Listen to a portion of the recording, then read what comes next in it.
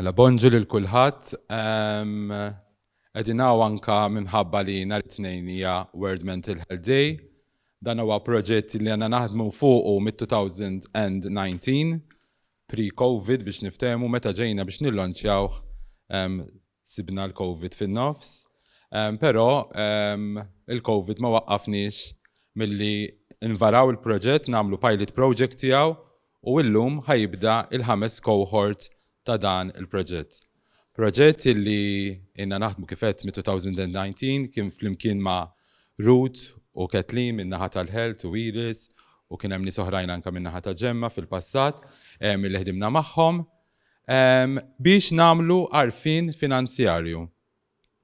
Għarfien finanzjarju li x'nemmnu li huwa importanti ħafna fil-ħajja ta' kulħadd, mhux ta' nies illi ibatu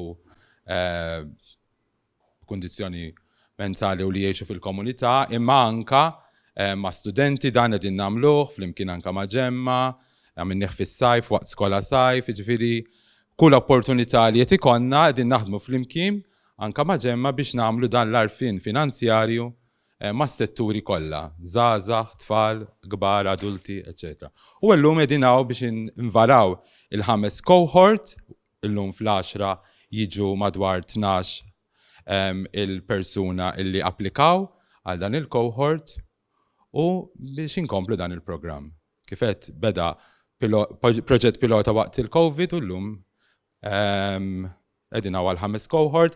Fil-bidu aħna min-naħa tagħna tal-HSBC kellna 3 staff illi kienu qegħdin involuti f'dan il-proġett. 2 minn daw it-3 llum m'għadhomx jaħdmu l-bank, però in the meantime sibna persuni oħra u anke għandna Joseph magħna hawnhekk preżenti li qed jiddeliverja anke session minn daw l-4 sessions li ħajġu delivered waqt il-5 cohort. Dika naħseb hija l-introduzzjoni tiegħi min-naħa tagħna. Issa jekk ma jimpurtax ngħaddu għalik, Mr. Mark Mussu, għall-introduzzjoni tiegħek.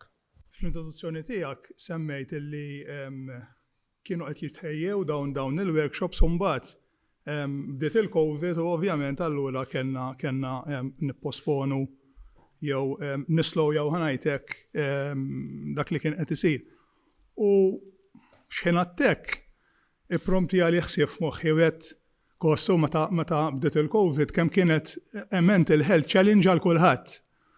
U qed insemmija din għaliex ħafna drabi meta nitkellmu dwar mental health nassoċjawha ma' kategorija ta' nies u ma ngħidux jew ma naħsbux illi mental health hija f'kulħadd u tista' tolqot lil kulħadd. U biex ma jkollix mental health issues irid noqgħod attent jiena il-ħin kollu illi ma nistressjax ruħi, ma nidħolx fi problemi, eċetera, eċetera. U dan iġibni għal punt wara kollox ta' Ġemma. Ġemma issa twildet madwar 5 snin ilu, tagħmel il-preċett fil-fatt. U il-ħsieb warajja kien illi konna nħossu illi rridu ngħinu, rridu nikkontribwixxu sabiex in-nies kulħadd jekk jista' jkun ngħinuh illi jipprioritizza fil-ħajja tiegħu. Meta qed ngħid jipprioritizza, ovvjament il-focus ta' Ġemma huwa iktar fuq pereżempju l-spending tiegħu, l-infieq tal-persuna. Imma ovvjament hemm affarijiet oħrajn li huma relatati. Naturalment Ġemma twildet minn rapport li sar dwar ir-riforma tal-pensjonijiet u allura ir-rabta ħanajtek kienet ma li meta il-persuni jikbru fi żmien u jiġu biex jirtiraw bidħul illi jkun ħanajtek adekwat u li jgħinhom jibqgħu jgħixu ħajja diċenti. U biex jagħmlu hekk mhux dejjem irridu jiddependu kompletament fuq il-pensjoni tal-istat għax jista' jagħti il-każ illi fis-sitwazzjoni partikolari tagħhom forsi jkunu persuni illi il-xogħol li kienu jagħmlu ma kienx jirendilhom xi dħul U li ħafna jistijat il-kas allura li ovvjament mbagħad il-pensjoni ma tkunx daqshekk adekwata u allura li tkun bil-għaqal matul il-ħajja anka fit-tħaddim ta' flusek issibu utli ħafna meta għada pitada tiġi biex tirtira u jkollok dħul ieħor li jissupplementa l-pensjoni tal-istat. Għaliex dik hija ħanajtek kruċjali u allura dat tip ta' inizjattivi jidhirli li dan huwa l-5 workshop issa li ħajkun qed jibda u jridu jsiru qed jgħiduli 5 oħra ġifieri biex inkunu għamilna 10 sas-sentejn tlieta li ġejjin ġifieri.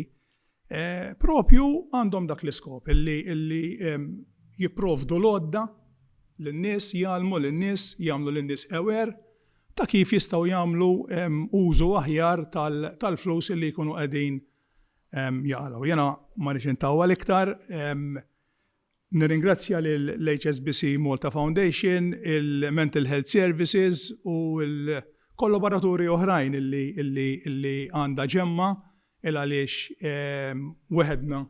weħeda ġemma ma tista' tagħmel xejn, ġifieri għandha bżonn dat tip ta' kollaborazzjonijiet u allura nirringrazzjakom minn qalbi tal-li tifmu il-bżonn ta' illi nkomplu nżidu dan l-arfien. Nawgura lil daw kollha li ħajkunu qed jipparteċipaw f'dan il-workshop. Namlu kuraġġ meta naraw kummenti ta' persuni li ħadu sehem fil-workshops ta' qabel, ġifieri, u kummenti li jkunu ħallunna pożittivi, ġifieri li sabuhom utli ħafna illi qed jgħinhom jimmaniġjaw flushom aħjar dak ovvjament jimlina b'kuraġġ għax naraw illi qegħdin nagħmlu biċċa xogħol tajba, però ovvjament dejjem fejn intejbu u hekk ħankunu qed nippruvaw nagħmlu fix-xhur fis-snin li ġejjin. Nirringrazzjakom, nawgura suċċess kull min ħajju sehem fil-workshop li ħajibda llum u nħalli f'idejn il-kollega Joe Ketkuti, is-Segretarju Permanenti tal-Ministeru tas-Saħħa biex jagħmel ukoll kemmtejn. Qabel kull ħaġa oħra nibda billi nirringrazzjakom.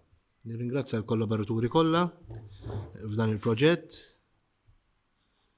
Bla dubju proġett importanti ħafna. U m'hemmx dubju lanqas li huwa proġett illi ta' min wieħed jissapportja.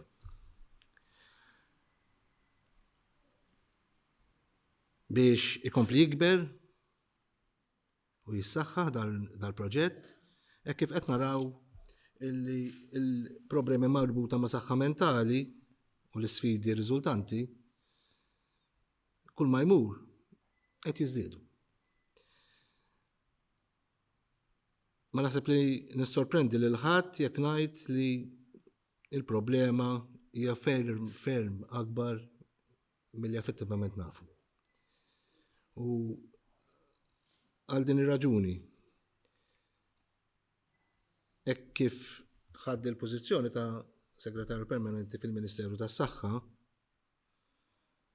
għamilta premura miegħi nnifsi illi se nagħti priorità lis-saħħa mentali. Jekk wara il-perjodu illi nagħmel f'din il-pożizzjoni nħares lura u nara li kollox baqa' kif kien, nispera biss illi f'din il-ħaġa nkunu għamilna progress. Mhux billi u tajjeb inkomplu, mhux billi intejbu il-kura akuta, imma billi nifirxu ferm aktar is-servizzi tagħna ta' saħħa mentali fil-komunità. Ma naħsibx li hemm xi wieħed xi disputa illi il-kapaċità ta' għarfien finanzjarju jilgħab rwol importanti fil-mod ta' kif wieħed jimmaneġġja flusu. U nafu wkoll li persuni bi problemi ta' saħħa mentali huma suscettibbli ħafna aktar għal użu ħażin tal-mezzi finanzjari tagħhom. U għal din raġuni sfidi ta' saħħa mentali taqblu miegħi il-koll definittivament innaqsu din il-kapaċità. U tal-sitwazzjonijiet imbagħad iwasslu biex persuni ħafna drabi jew aħjar fil-maġġoranza ta' drabi jispiċċaw jidħlu fil-povertà. Għal minn hekk ikun hemm minnhom li jidħlu f'sitwazzjoni ta' povertà permanenti. U allura programmi bħal dawn tal-lum, proġett bħal da tal-lum, bla dubju jgħin fil-bini tal-kapaċità individwali ta' dawn il-persuni u tajjeb illi aħna li nistgħu bl-influenza tagħna nagħtu kontribut, dal-kontribut nagħtuh. Nawgura lil min se jmexxi il-workshop tal-lum kull suċċess, ma nawgura aktar suċċess ovvjament il min se jipparteċipa fil-workshop. Nirringrazzjakom il-ġurnata tajba. Grazzi. Aspetti uħor li forse ma semmejniex u jien xtaqt insemmiħu kollu huwa li l-ħidma ta' ġemma tibda ħanajdek sa mill-età tal-iskola primarja, ġifieri u l-iskop propju ta' dan huwa li kemm jista' jkun sa minn xkunitom it-tfal indaħlulhom dan il-ħsieb din il-mentalità ta' tfaddil, din il-mentalità illi irridu jipprioritizzaw fil-ħajja tagħhom. Nafu li mhux dejjem ikun faċli il għaliex aħna nafu li it-tfal l-ewwel edukazzjoni joħduha mid-dar. U allura jekk sfortunatament fid-dar tagħhom m'hemmx din il-prioritizzazzjoni, jista' jkun li huma wkoll ħajkunu affettwati. U allura hemmhekk għandna challenge ikbar. Però dak kien punt li xtaqt insemmih għaliex ma rridux nagħtu l-impressjoni li aħna ħanajtek naħdmu mal-adulti biss. Ġifieri x-xogħol jibda sa minn dik l-età bikrija ħanajdilha hekk. U fil-fatt isiru ħafna inizjattivi, kompetizzjonijiet u rrid nirringrazzja l-Ministru tal-Edukazzjoni wkoll hemmhekk u l-awtoritajiet edukattivi tal-kollaborazzjoni li nsibu minn għandhom. U naturalment fl-aħħar iżda mhux l-inqas nirringrazzja lill-tim ta' ġemma li jaqgħu taħt l-uffiċċju tiegħi, Helena, team leader, Iris, Daniela u t-tim kollu tax-xogħol utli ħafna li qed jagħmlu. Grazzi.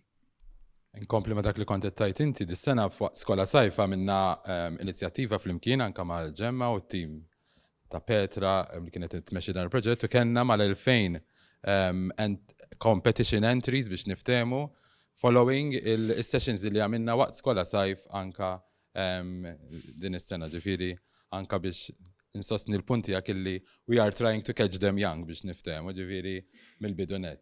Tajb, grazzi Mr. Mark Musu anka Mr. Joseph Kitwiti tal-CB ta'kom. Issa nixtiequ illi nistiednu lil Naomi Gambin. Naomi attendit ir-raba cohort, il-cohort ta' qabel dan, u flimkien marut ħataqsam l-esperjenza tagħha kif anka tuħu pjaċir bil-kommenti pożittivi tal-dawk li jkunu attendew. Mela Naomi, x'taħseb dwar il-workshops li għamilna? Għalija kienu interessanti, kienu darba li għamilt tal-kors u kien tajjeb għax konna ġo grupp u kulħadd ħasem u kulħadd tal-parrigri tiegħu. U l-speakers kienu tajbin ukoll. U x'oġbok li żjed f'dawn il-workshops? Li ma kienu sessions li żjed li laqtuk u li sibta użu? L-infiq tal-flus, per eżempju, jekk tixtri washing machine jew ċina, dawk iservu tonfoq ħafna flus, imma iservu għal tul ta' żmien. Mbagħad hemm iġġemma l-flus u meta jekk pereżempju tieħu weekend break jew holiday, dawk imorru malajr il-flus, jinħlow malajr. Għandek xi suġġerimenti għal training għal groups li ġejjin? I suggest that when people get the bonus, they would find it's a lot of money and they spend it all at once. Or else when there are reklami u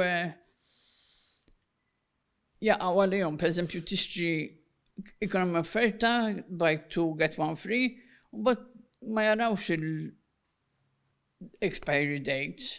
I suggest that jgħodu attenti għal dawn l-affarijiet meta jkun hemm sales tal-ħwejjeġ u dawn l-affarijiet. Thank you, Naomi, tal-intervent tiegħek.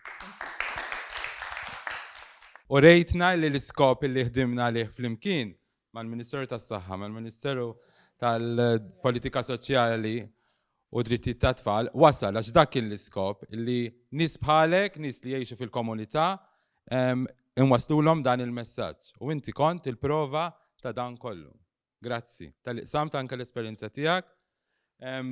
Dak kien il-ħsieb ta' din l-event illum illi nillonċjaw uffiċjalment dan il-programm ta' taħriġ finanzjarju.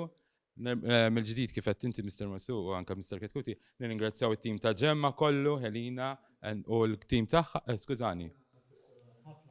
Ħafna.